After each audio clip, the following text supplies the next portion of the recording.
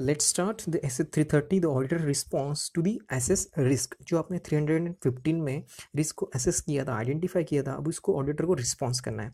ठीक है, तो चलो देखते हैं द इंट्रोडक्शंस एंड ऑब्जेक्टिव। इसमें इंट्रोडक्शंस में देखते हैं this essay deals with the auditors responsibility to design and implement the response to the risk of material misstatement identified and presented by the auditor in accordance with the SA 315। Okay, तो जो risk थी एक material misstatement की जिसमें auditor ने identify किया था, assess किया था as per accordance with the S 315, तो उसको अभी ऑडिटर को रिस्पॉन्स करना है। उसके लिए वो डिजाइन करेगा और इंप्लीमेंट करेगा रिस्पॉन्स को। ठीक है, तो ये ऑडिटर की रिस्पॉन्सिबिलिटी है, ये ऐसे उससे डील करता है ऑडिटर की रिस्पॉन्सिबिलिटी से। Then second thing, objective of the auditor is to obtain, तो उसके लिए ऑडिटर को क्या करना पड़ेगा, जो उसने डिजाइन किया और इम्प्लीमेंट किया रिस्पॉन्स, उसके थ्रू आपको ऑब्टेन करना है एक sufficient appropriate audit evidences regarding the assess risk of the material misstatement. Here it is said the objective of the auditor is to obtain the sufficient appropriate audit evidences about the material misstatement, about the assess risk of the material misstatement through the designing and the implementing the appropriate responses to those risk. Okay, तो requirements क्या रहेगी इसमें, तो overall responses। ठीक है, तो auditor shall design and implement the overall response to the address the assess risk of the material misstatement at the financial statement level. Then audit procedures responsive to the assessed risk of the material misstatement at the assertion level. The auditor shall design and perform the further audit procedures whose nature, timing, extents are based on and are responsive to the assessed risk of the material misstatement at the assertions level. तो auditor ने क्या करना चाहिए, additional procedures, audit procedures को, further audit procedures को design और perform करना चाहिए जिसका नेचर, टाइमिंग, एक्सटेंट्स बेस्ड रहेगा और रिस्पॉन्सिव रहेगा। किसके लिए, जो रिस्क असेस किया है किसकी, मटेरियल मिसस्टेटमेंट की, at the assertion level. Okay, then the above responses are by way of audit procedures which is either compliance procedures या फिर सब्सटेंटिव प्रोसीजर्स। जो रिस्पॉन्स रहेगा वो जो ऑडिट प्रोसीजर्स रहेगी उसके दो तरीके से आप प्रोसीजर्स लगा सकते हैं, एक तो compliance procedures and the substantive procedures.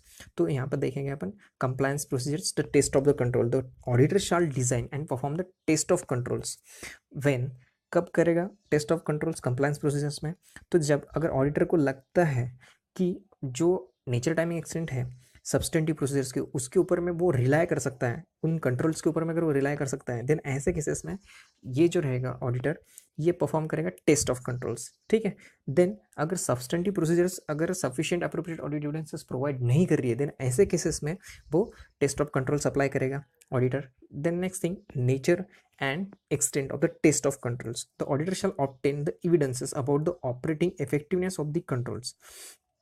Auditor क्या करेगा, एविडेंस को ऑब्टेन करेगा और वो एविडेंस किससे रिलेटेड रहेगा, about the operating effectiveness of the controls. जो कंट्रोल्स रहेंगे एक एंटिटी में, जो कंट्रोल्स लगाए गए रहते हैं वो उसका इफेक्टिवनेस चेक करने के लिए कि वो कितने इफेक्टिव है। ठीक है, तो उसको चेक करने के लिए ऑडिट एविडेंसेस ऑब्टेन करेगा जिसमें इंक्लूड रहेगा how the controls were applied at the relevant time during the period under the audit. जितना पीरियड ऑडिट के अंडर में है उसमें कंट्रोल्स को कैसे अप्लाई किया गया है। ठीक है, then consistency with which they were applied. तो ये इसमें कंसिस्टेंसी देखी जाएगी कि कब से ये, मतलब कैसे कैसे किस हिसाब से ये अप्लाई होते आ रहा है, ये कंट्रोल्स कैसे कैसे, उनकी कंसिस्टेंसी मतलब कब से अप्लाई होते आ रहे हैं। ठीक है, और उसके बाद में बाय हुम और कौन और किस तरीके से, by whom and by what means they were applied. ठीक है, then controls tested at the interim period. अगर सपोज इंटरिम पीरियड में आपने कंट्रोल को टेस्ट किया, देन ऐसे केसेस में obtain the audit evidences about the significant changes subsequent to the interim period. Interim period के बाद में अगर कुछ चेंजेस होता है तो उसको आपको ऑडिट एविडेंस को ऑब्टेन करना पड़ेगा।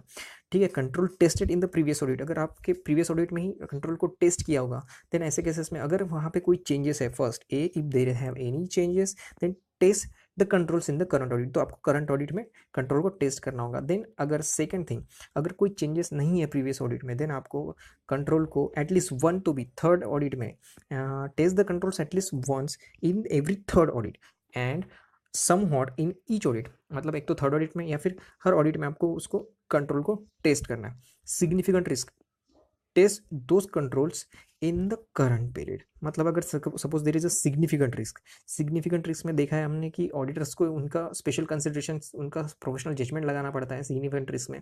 तो ऐसे केसेस में test those controls in the current period, उन्हीं कंट्रोल्स को आपको चेक करना है, टेस्ट करना है करंट पीरियड में। नेक्स्ट थिंग सब्सटेंटिव प्रोसीजर्स में irrespective of the assessed risk of the material misstatement, चाहे वो कोई भी रिस्क रहो, कैसी भी रहो मटेरियल मिसस्टेटमेंट की, तो उसको आपको कंसिडर नहीं, मतलब उसको वो कैसे भी रहो उससे कोई लेना देना नहीं है, उससे कुछ लेना देना नहीं है। तो ऑडिटर शाल डिजाइन, ऑडिटर ने क्या करना चाहिए, डिजाइन करना चाहिए और परफॉर्म करना चाहिए substantive procedure for each material class of transactions, account balances and disclosures. इन 3 चीज़ों के लिए तो उसने सब्सटेंटिव प्रोसीजर डिजाइन करना ही चाहिए और परफॉर्म करना ही चाहिए। Substantive procedure related to the financial statement, closing processes, ठीक है, इन चीज़ों से वो रिलेट करता है। अग्रीइंग और reconciling the financial statement with underlying accounting records के साथ में फाइनेंशियल स्टेटमेंट अग्री हो रहा है या नहीं हो रहा है, ये सब्सटेंटिव प्रोसीजर से हम चेक करेंगे। Examining the material and journal entries and other adjustments. Then next thing, the auditor shall perform the substantive procedure that are specially responsible to the significant risk, जो सिग्निफिकेंट रिस्क है, ठीक है, उसको responsive है, then ऐसे cases में auditor ने substantive procedure perform करना ही चाहिए। Then when the substantive procedures are perform at the interim date, अगर इंटरिम डेट पे अगर सब्सटेंटिव प्रोसीजर परफॉर्म की गई है, then the auditor shall cover the remaining period, auditor ने रिमेनिंग पीरियड को कवर करना चाहिए। Then auditor shall perform the audit procedures to evaluate whether the overall presentations of the financial statements including the relevant disclosures is in accordance with the applicable financial reporting framework.